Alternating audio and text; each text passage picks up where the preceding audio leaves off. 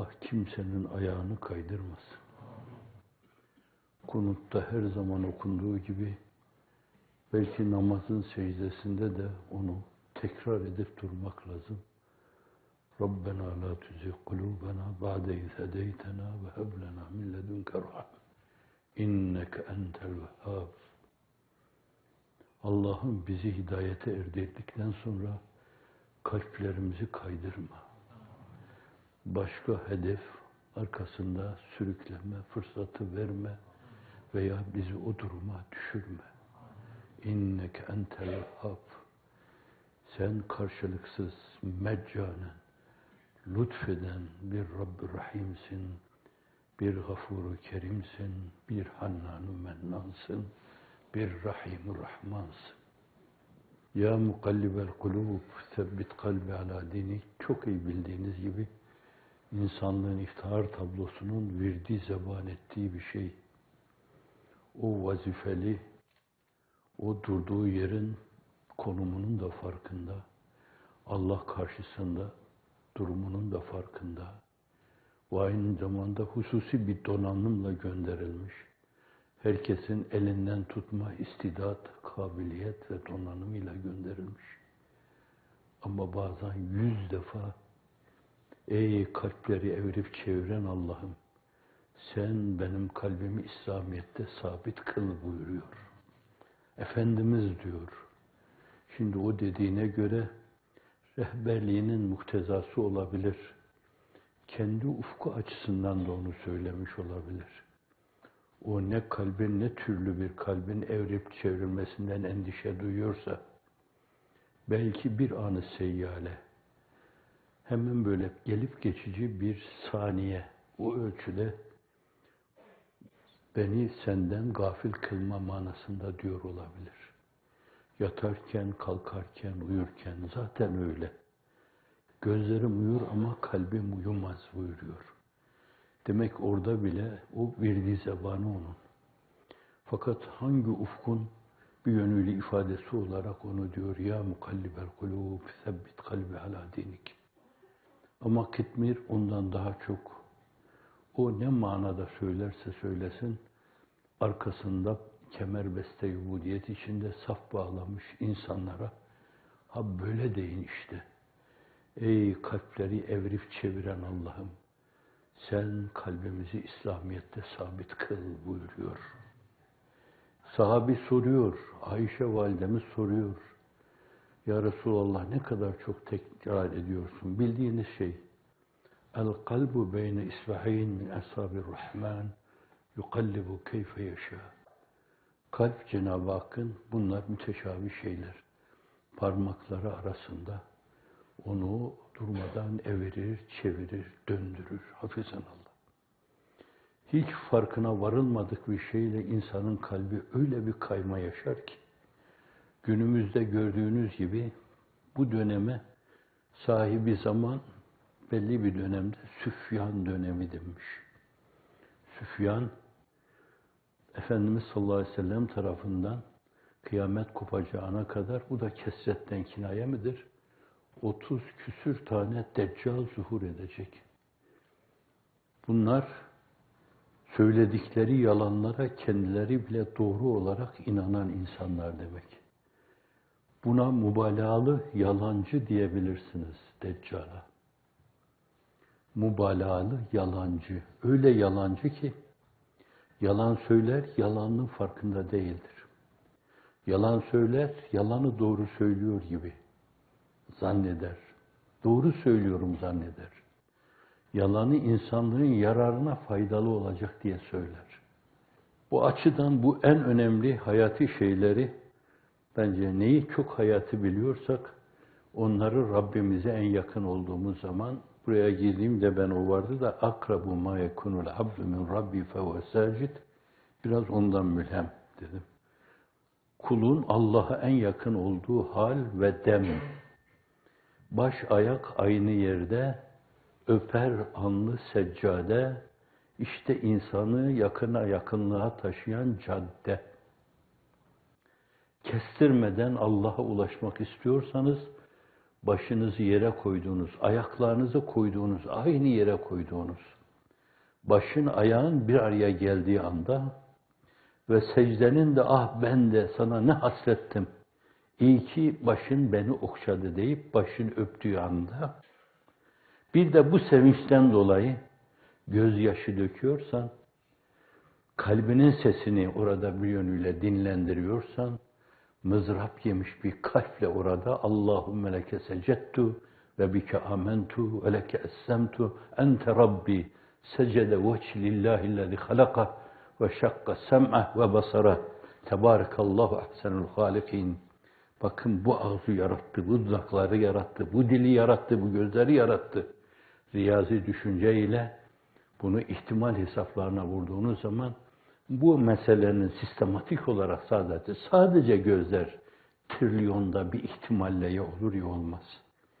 Ya ağız, ya dil, ya burun, ya kulak. Sadece kulak, burun, boğaz açısından meseleyi ele aldığınız zaman onu her şeyi bilen bir ilmi muhit sahibi, bir meşiyeti tamme sahibi, bir iradeyi tamme sahibi, Zat-ı Ecellü Alâ'ya vermediğiniz takdirde izah etmek mümkün değildir.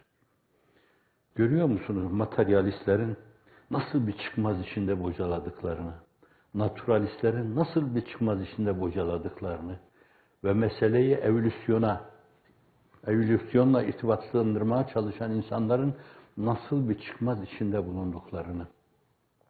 Mümkün değil yani bu. Evet, ona girmeyeceğim, ben o meseleye girmeyeceğim. Baş ayak aynı yerde, öper alnı seccade. Bu işte onun manası. Akrabu ma yekunul abdu min rabbi, Efendimiz buyuruyor. Fehuve sacid.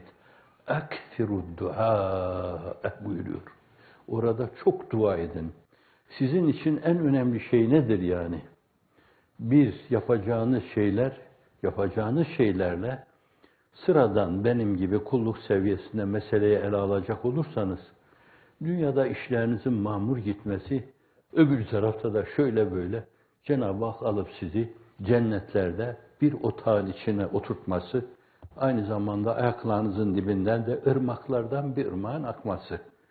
Bu sıradan insanların, bende gibi sıradan insanların isteyeceği bir şey.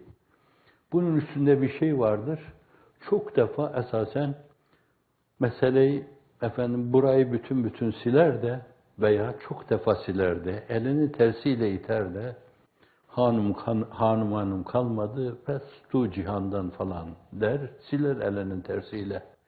Fakat yine gözün oradaki o çaylara, o ırmaklara, o villalara, bir de Kur'an-ı Kerim'de onlardan vasfedilirken, Efendimizin hadis-i şeriflerinde vasfedilirken, hurilerden birisi bu güzellikten, bu şirinlikten kinaye yani. Nikabını açsa, dünyaya tecelli etse aydınlanır her yer. Bunlardan bahsedilince insanda ciddi imrenme olur. Evet, bunlara imrenir. O da ubudiyetini yerine getirir. İbadetin biraz üstünde, bir aşkınlık içinde, içten yapıyor. قَدْ أَفْلَحَ الْمُؤْمِنُونَ اَلَّذ۪ينَ هُمْ فِي صَلَاتِهِمْ خَاشِعُونَ وَالَّذ۪ينَ هُمْ اَنِ اللّٰوِ مُعْرِضُونَ. O birbirinin zıttı. Bir namazı huşu içinde kılarlar. Yani kalpleri tir tir titriyordur. O titreme namaz halinde kendisini ortaya kor. Eğer kalbinde haşyet olsa, Allah'a karşı derin bir saygı olsa, o bütün davranışlarından, tavırlarından da dökülür. Okursunuz onu orada. Resmini çizeceğiniz zaman haşyete göre bir şey çizersiniz onda. Adeta böyle bir Cenab-ı Hakk'ın teveccühleri sağanak sağanak başından aşağıya yağıyor gibi görürsünüz onu. Bu da meselenin ubudiyet yanıdır. Bir de bunun ötesinde ubudet yanı var ki, zannediyorum Enbiya-i İzam hep bu istikamette kendilerini salmış şu akıntıyla, hep ahadiyet, samediyet, vahidiyet ummanına doğru akıp gidiyorlardı. Gözlerinde her şeyi silip atmışlardı, sadece onu düşünüyorlardı. Cennet bile, huri bile, gılman bile değil yani. Evet, bazıları için de o önemli olabilir. Onlar da onu dilerler. Bazıları da işte tamamen ubudet dairesi içinde o meseleyi yaparken Birer aşık-ı sadık gibi hep. Cennet cennet dedikleri, 3-5 saray, 3-5 huri, bana seni gerek seni der. Yunus Emre'ye ait. Daha niceleri aynı istikamette neler denmiş, neler demişler burada. Ben taşrada arar iken o can içinde can imiş demişler. İşit Niyazi'nin sözün, bir nesne örtmez hak yüzün, haktan ayan bir nesne yok, gözsüzlere pinhan imiş. Şiddeti zuhurundan muhtefi, zıddi olmadığından muktefi, eşya varlık zıddiyle esas bilinir. Eşya dedim, zat-ı uluhiyete de nüsemmillâhe şeyen lâkel eşya der Bedül Emali'de. Allah da bir şeydir ama sizin şey dediğiniz şeyler türünden değildir. Evet, onlar da gönüllerini isterseniz kaptırma deyin ona. Bütün Enbiya-i İzam'ı aynı kategoride mütalaa edebilirsiniz. Onların varislerini aynı kategoride mütalaa edebilirsiniz. Fakat bazılarında aşk ağır basar. Onlar tıpkı lavlar gibi hep böyle fışkırır dururlar. Bazılarında da sadakat. Aynı zamanda o his, o heyecanlarını, o ihsas ve ihtisaslarını, o sürekli böyle kaynayıp durmalarını Hazreti Ebubekir gibi içlerinde saklarlar, dışarıya vurmazlar. Eğer böyle bir başınızı onların iç dünyalarına soksanız, adeta cehennem alevleri gibi her şeyin kaynayıp durduğunu görürsünüz. O kadar sadakatle Allah'a karşı bağlıdırlar. Taife-i Nisa içinde de öyle. Bir Sıddık'ın kerime-i mükerremesi ve Efendimizin sallallahu aleyhi ve sellem zevce-i mübeccelesi onlardan birisidir. Ayşe-i Sıddika demişler. Aşık-ı sadıka diyebilirsiniz ona da. Aşıkayı sadıka, aşıka tabirini de hiç kullanmamışlar. Sanki kadınlardan hiç aşık olan olmamış gibi. Oysa Şirin, Ferhad'a, Ferhad Şirin'e, Leyla Mecnun'a, Mecnun Leyla'ya, Vamık Azra'ya, Azra Vamık'a aynen birbirlerine karşı tutkundu bunlar. Daha niceleri çağın Vamıkları, Azraları, Leylaları, Mecnunları ama farklı şeylere, basit şeylere tutkunlukları var. Bir şeye tutkunluğu varsa, tutkun olması gerekli olan şeylerden de kopmuş olur. Onlar zaruri ihtiyaçlar, yeme, içme gibi zaruri ihtiyaçlar. Onları engellemek, tabiata karşı savaş ilan etmek demektir. Onlar yerine getirilmeli. Fakat kalbin atışları hep onun için atmalı. La ilahe illallah, la ilahe illallah. Böyle derdi Hazretli Alvar İmamı Muhammed Lütfü Efendi derken kalbi hep o ritme uyardı, öyle derdi. Kim bilir bizim görmediğimiz, bilmediğimiz daha nice aşık-ı sadıklar soluklarında bile hep onu ifade ederler. Öyle soluk almalıyım ki ben onu Picasso gibi birisi tecrit ruhuyla resmetse Allah lafzı çıkmalı oradan. Öyle soluk almalıyım. Meslek itibariyle hedefe aldığınız şey bu sizin. Dünya sultanlığı değil. Bir yerdeki bir hükümranlık değil. Bunlar çok gerilerde. Basit böyle kulluklarını bile ibadet şeklinde takliden yetiştikleri ortam esasen imana açık bir ortam olması itibariyle inanmışlar takliden. Yatıp kalkıyorlar sadece. Alınlarını yere koyuyorlar ama secdenin şuurunda değiller. Eğilip rükûya gidiyorlar ama orada birilerini kandırma plan ve projeleri yapıyorlar. Allah'a en yakın oldukları dönemde zihinlerinin o istikamete daha iyi çalışacağını düşünerek şimdi burada tam düşünülecek şey falan diye belki onu düşünüyorlar. El pençe divan dururken orada dünyaya ait hesaplar peşinde koşuyorlar zavallılar. Böyle koşanlar koşar koşar doğru yolda takılır kalırlar. Ama gönül Allah için çarpıyorsa o insanlar Allah'ın izniyle Cenab-ı Hakk'a doğru, daha doğrusu kendi uzaklıklarını aşma istikametinde o bize bizden yakın, haktan ayan bir nesne yok dedim, gözsüzlere pinhan imiş. O da buyuruyor ve nahnu akrabu ileyhi min hablil verid. Ben şah damarından insanlara daha yakınım. O uzaklık bize ait. Cismani arzular, garize-i beşeriye, nefsani hisler, şehavani duygular, dünya perestlikler, kinler, nefretler bizi ondan uzaklaştıran şeyler. O yakınımızda, bizim yakınımızda olduğu halde fakat biz kendimizi uzaklığa atıyoruz. Yapacağımız şeyler de o uzaklığı aşarak esasen o yakına yakın olmak. Kalplere şah damarından daha yakın olana yakın olmak. Onu öylece duymak. Secde bu yakınlığın bir yönüyle en güzel şekilde ifade edildiği ubudete ait, ubudiyete ait, ibadete ait bir tavrın unvanıdır. Secde. Şimdi herkes orada kendisi için ne önemliyse onu ister. Arz ettim. İbadet seviyesindekiler onu isterler. Ubudiyet seviyesindekiler onu ister. Ubudet seviyesindekiler onu ister.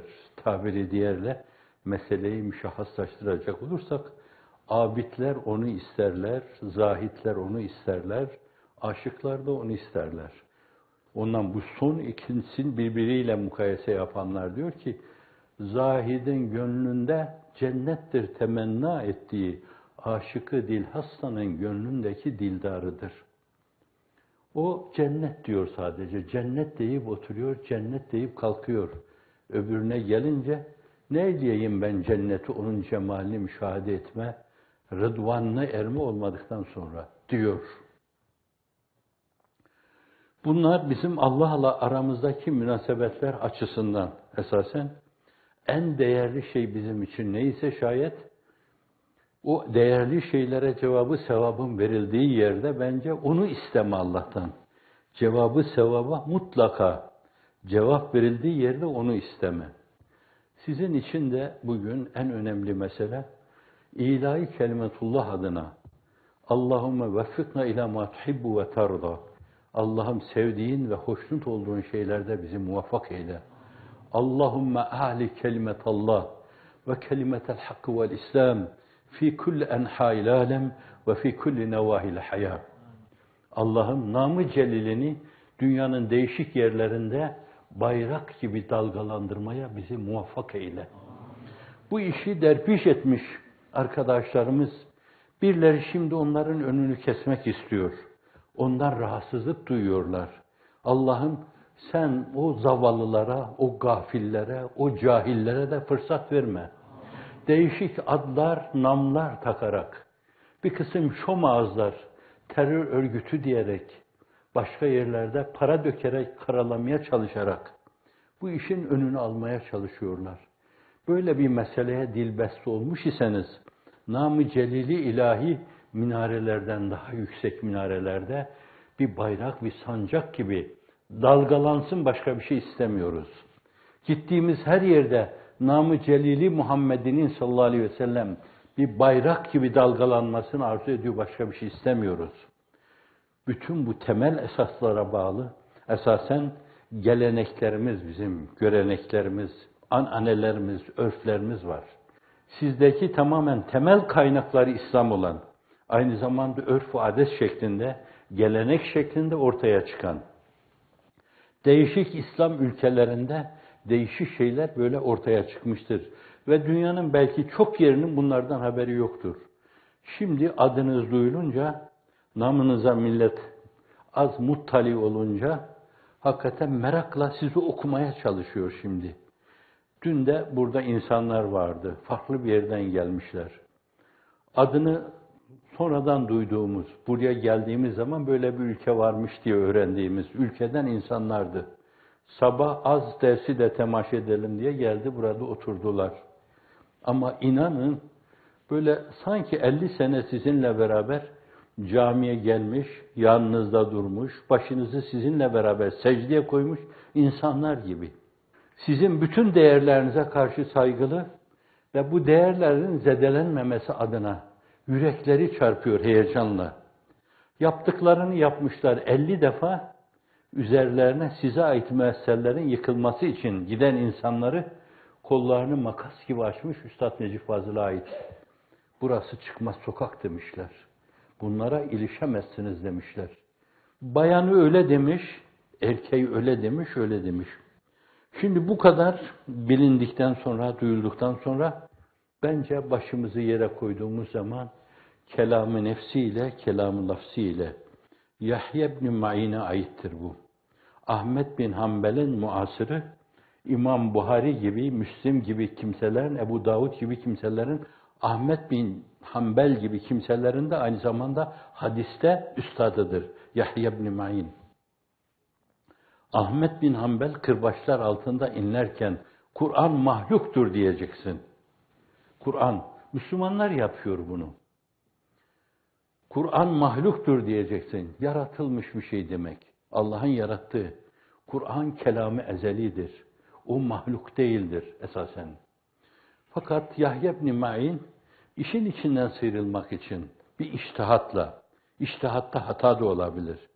Kelam-ı lafzi itibariyle, yani bizim ağzımızdan çıkan şekli itibariyle, kalemimizle sayfalara yazılması itibariyle, kitap haline getirilmesi itibariyle kelam-ı lafzi diyor bu. Bu itibarla mahluktur.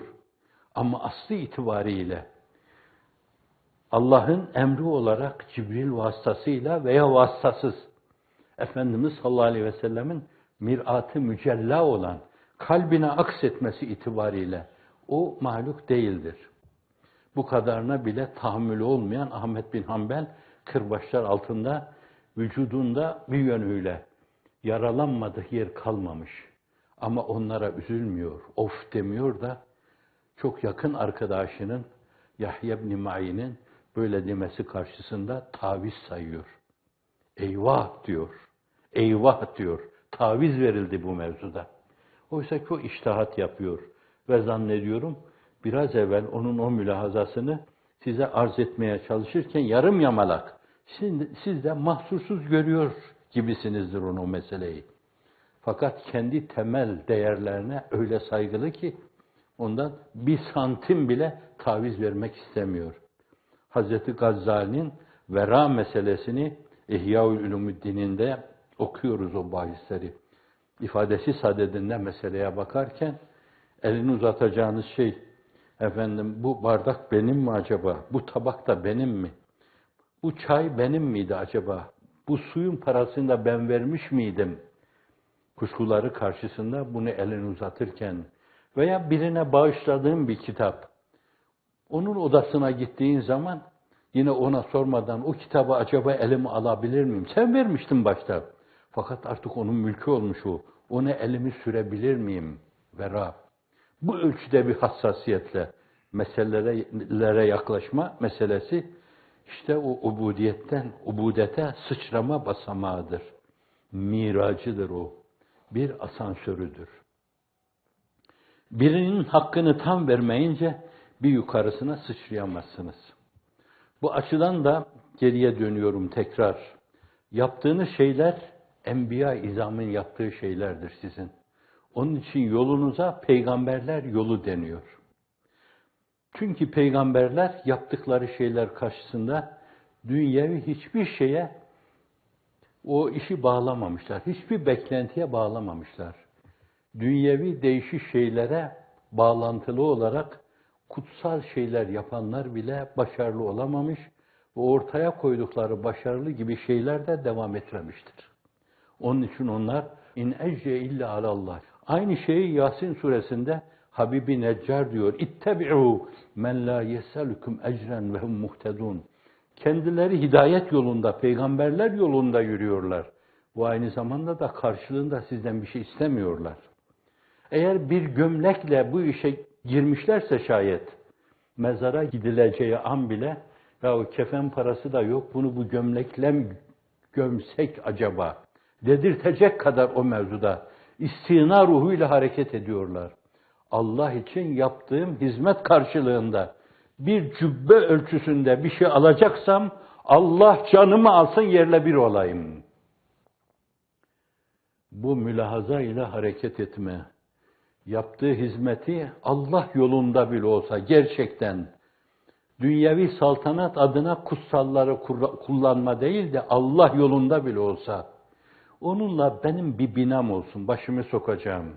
Onunla benim bir arabam, bir zırhlı arabam olsun, birkaç tane zırhlı arabam olsun, biraz daha nemrutlaşarak bir sarayım olsun, birkaç yerde gittiğim her yerde başımı sokacağım bir villam olsun mülahazalarına bağlamışsan bunu, peygamberler yolundan çoktan çıkmışsın sen.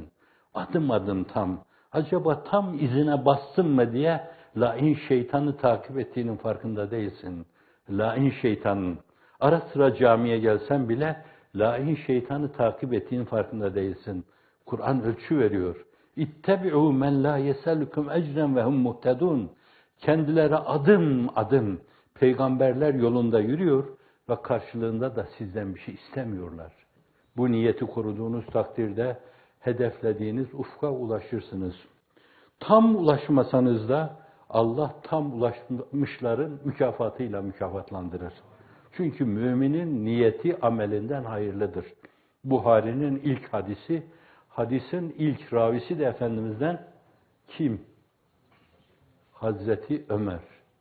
İştihar ettiği, meşhur olduğu Yahya ibn Saidül Ensari. İnnemel a'malu binniyat ve innemâ likulli imri'in mâ nevâ. Femen kâne hicretu lillahi ve rasûlihi fehicretu lillahi ve rasûlihi. Femen kâne hicretu ilâ dünya yusibuhâ ev ilâ imre'atin yenkihâ fehicretu ilâ mâ hacere ileyhi. Niyet Allah ise şayet o gider ona ulaşır. Allah Celle Celaluhu arada bıraktığın boşluğu doldurur. Kulum sen kuldun, garize-i beşeriyen vardı, cismani baskılar altında bunları yaptın. Esasen 10 metrelik bir mesafe kat edecektin fakat 5'te kaldın. Bu 5'i de ben lütfumla dolduruyorum. Seni o zirveye ulaştırıyorum diyor. Allah'ın rahmetinin muhtezasıdır bu. O mecbur değildir. Ve ma infi'lun islah zeftiradin alel hadil mukaddes taali. Yine Bedül Amali'de ehli itizal bu mevzuda Allah güzeli yaratma mecburiyetindedir. Estağfirullah. Yef'alullahu ma yeşâ ve yehkum ma yurid. Allah hiçbir şey farz değildir. Fakat rahmetinin, vüs'atinin muhtezası olarak bir şeye niyet etmişsiniz. İşte bir örneği Efendimizin beyanı. Yatsı namazını kıldınız. Gece kalkma niyetiyle yattınız. Uykudaki soluklarınız sizin tesbih olur. Sanki, hani bu da Buhari'nin son hadisi, en son hadisidir bu da. Kelimetani hafifetani alel lisan, sakiletani fil mizan, habibetani ilerrahman, subhanallahi ve bihamdi, subhanallahil azim. İki kelime vardır ki bunlar, lisanda gayet hafif, işte gördüğünüz gibi bu kadar, kolayca telaffuz ediliyor. Hafifetan alel lisan, sakiletani fil mizan, mizana konduğu zaman orada hafizan Allah, Allah öyle yapmasın. Ama tonlarla günah geldi. Göz günahı, kulak günahı, ağız günahı. Günahlar geldi. Kötülüğe adım atma günahı, kötülüğe el uzatma günahı, kötülüğü düşünme, planlama günahı getirdi, kefeye koydular.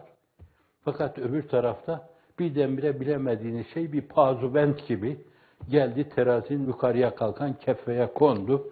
Birdenbire burada dolu gördüğünüz o günahlar kefesi yukarıya kalktı, bu aşağıya indi.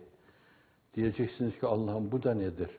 Subhanallahi ve bihamdi subhanallahil azim. Sakiletani fil mizan. Mizanda da her şeyi ağır basan bir şeydir. Vaka Efendimiz hadis-i şeriflerinde bu mizanda ağır basan şey la ilahe illallah Muhammedur Resulullah. Birisinin mahşerdeki o meseleyi ifade buyuruyor. İfade buyurmazsa dedince böyle resmediyor. Günahlar fevkalade ağır basıyor. Sonra böyle bilinmedik bir şey öbür kefeye konunca bu defa ağır basan o kefe yukarıya kalkıyor. Ya Rabbi bu nedir diyor. Cenab-ı Hak da diyor ki o senin dediğin la ilahe illallah Muhammedur Resulullah.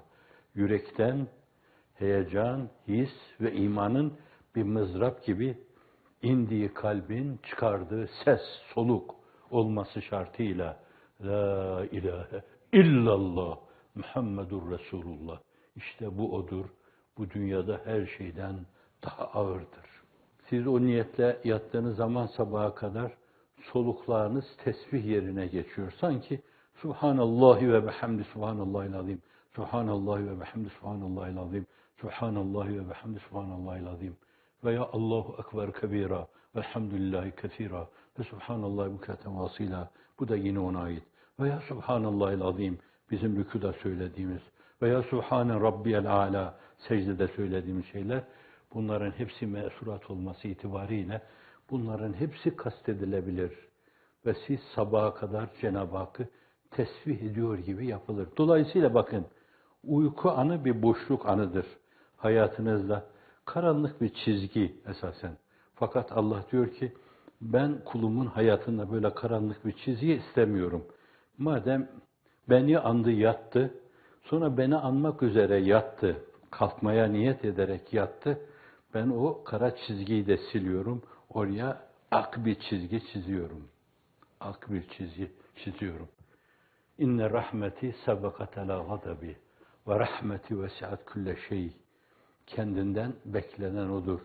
Onun için mesuratta münakaşası yapılabilir. Kema yenbagî li celali vecik ve azimi sultanik. Senin azametine yakışır şekilde, rahmetinin vüsatına yakılır şekilde ya Rabbi, sen bizi o lütuflarla serfiraz kıl.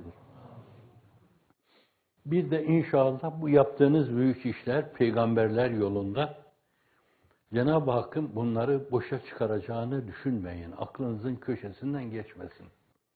Bu mevzuda ölsek dirilsek, her gün birkaç defa ölsek, kaç defa yine dirilsek, sizi yok gitmeyiz o nimetten mahrum, eşlerinizden mahrum etseler, eşlerinizi sizden mahrum etseler, çocuklarınızı anneden babadan mahrum etseler, anneyi babayı çocuklarından mahrum etseler, bence yürüdüğünüz yolun hatırına bütün bunlara değer. O bizim efendilerimiz Mekke'de her şeylerini bırakarak giderken böyle çekip gitmişlerdi. Böylece Allah'a yürümüşlerdi. Peygamberler yolunda Allah'a yürümüşlerdi. Sevir sultanlığına doğru yürüyen insanlığın iftihar tablosu arkasından Allah'a yürüyüvermişlerdi. Ve Allah da onları boşa çıkarmamıştı.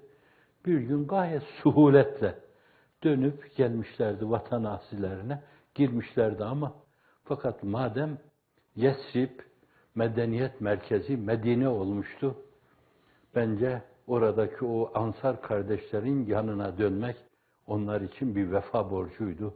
Döndü Ansar kardeşlerinin yanına, orada imrar hayat ettiler. Vazifelilerin dışında. Vazifeliler bırakıldı orada, İslamiyet'i öğretsinler, telkin etsinler. Ve böylece cihan, Müslümanların ayaklarına yüz kapattı. Hazreti Ömer devrine gelip ulaştığında ne kadar zaman sonra? Efendimiz sallallahu aleyhi ve sellem hicret buyurdu, 10 sene. Hazreti Ebu Bekir'inkini 3 sene sayarsanız, o kadar 13 sene. Hazreti Ömer Efendimiz'in 10 sene, 10 küsür sene, 23 sene. 23 sene içinde, bakın biz 23 sene içinde ülkenin bir köşesinde sadece bir terör hadisesiyle başa çıkamadık. Tanklarımız var, uçaklarımız var, eğitim görmüş askerlerimiz var. Allah selamet versin, Allah asker eylesin inşallah. Şu Maaz gidiyor bir yerde diyor ki, Norveç'te olan bu meseleyi de yine bilmem ne örgütü planlamış olabilir. Onlar planlamıştır diyor. Ya o adam açıktan açığa kendi ülkesinde sana karşı burada diyor onu. Abi utanmaz adam ya. En azından insan konumu itibariyle haya eder. Konum, bazen konum. Safların arkasında camiye en geriden gelen bir insan naseza, nabeca bir şey işlemişse zaten arkadan gelen bir insan beklenirdi bu. Ama imamın arkasında yerini almaya gelen bir insan öyle naseza, nabeca, yakışıksız bir şey yaptığı zaman o cemaat döner. Ya utan be, imamın arkasında saf ve evvelde yerini alıyorsun. Yakışır mı bu sana? Şimdi onlar böyle boşluğun ateşi içinde yanıp kavrula dursunlar. Siz Allah'ın izni inayetiyle baştan niyetiniyle kazanmış oluyorsunuz. Evet. Ondan sonra oraya gittiğiniz zaman da Tetenezzelu aleyhimul melâiketu, kabirden itibaren melekler tetenezzelu diyor. Ceste ceste melekler inerler. Ya Rabbi biz de inip bunu karşılayalım, istikbal edelim. Hani ricali devleti istikbal ettikleri gibi. İnnellezine kâlu Rabbunallah. Rabbimiz Allah'tır dediler ve muktezasını yerine getirdiler. Sonra ruhlarının ufkuna yürüdüler. Tetenezzelu aleyhimul melâiketu, melekler inerler. Ağızlarındaki virdü zebanları ne? Hani birileri için alkış tutup bir şeyler söylüyorlar. Marşlar söylüyorlar, türküler söylüyorlar. Tetenezzelu aleyhimul melâiketu ellâ tehâfû ve lâ tehsenû. Korkmayın, tasalanmayın. Ve ebşirû bil cennetilleti kuntum tuadûn. Size vaat edilen cennetle müjdeliyoruz sizi, müjdelenin. Muştular olsun size. O cennete, Allah'ın müjdelediği, muştuladığı o cennete gidiyorsunuz. Öyle bir yoldasınız sizler diyecekler. O zaman geriye dönüp bu çektiğiniz şeylere bakınca bakacaksınız ki sinek kanadına bile tekabül etmiyor. Zaten hadis-i şerifte de ifade buyuruluyor. Dünyanın sinek kanadı kadar kıymeti olsaydı Allah'ı inkar eden bir insan bir yudum su içemezdi. Hiç farkına varmadan ahiretlerini dünyada çiğniye çiğniye yiyip bitiriyorlar. Gıybet edip bitiriyorlar. Yalan söyleyip bitiriyorlar. İftira edip bitiriyorlar. Cami yıkıp bitiriyorlar. Okul yıkıp bitiriyorlar. Okul kapatıp bitiriyorlar. İnsanlara işkence edip bitiriyorlar. Bitiriyorlar, bitmiş insanlar. Ama size bu kadar kötülük yapan insanlar, sizin son yapacağınız iyilik şudur. Yapacağınız şeyleri yapacaksınız. Katiyen bütün ruhumun derinliğiyle inanıyorum ki, sizin samimiyet ve saffetinize güvenerek, Allah yolunda başınızı eğmeden, eğilmeden, dünya karşısında yüzünüzü yere sürmeden, yüzünüzü sadece Allah karşısında yere sürdüğünüzden dolayı inanıyorum, size bakarak inanıyorum ki, bir gün o insanlar ister dünyada ister ukvada hayal ettikleri şeylerin ellerinden uçup gittiğini görünce, kolu kanadı kırık o insanlar orada veya burada, orada veya burada karşınıza çıktığı zaman Kitmir'in recası olsun. O kadar reca hakkım var mı sizden bilemiyorum. O kadar reca nezdü üluhiyette bir şey ifade eder mi etmez mi bilemiyorum. Rica ederim tebessüm sadakalarınızı onlardan esirgemeyiniz. Kötülük yaptılar diye ne dünyada ne de ukvada onlar için kötülük planları içine girmeyiniz. Dünyada kalbinizi o türlü şeylerle kirletmeyiniz. Öbür tarafta da madem Enbiya-i İzam yolundasınız, onların ahlakıyla ahlaklanarak böyle bir civanmertlik, böyle bir cömertliği onlardan esirgemeyin. Karakterinizin gereği bu. Sizi bu mevzuda sabit kadem kılan Allah Celle Celaluhu, sizi gerçek insaniyet mazhariyetiyle, ahseni takvime mazhariyetiyle serfiraz kılmış demektir. Bence onun gereği öyle hareket etmektir. Siz burada da, orada da öyle hareket edin Allah'ın izni, inayetiyle.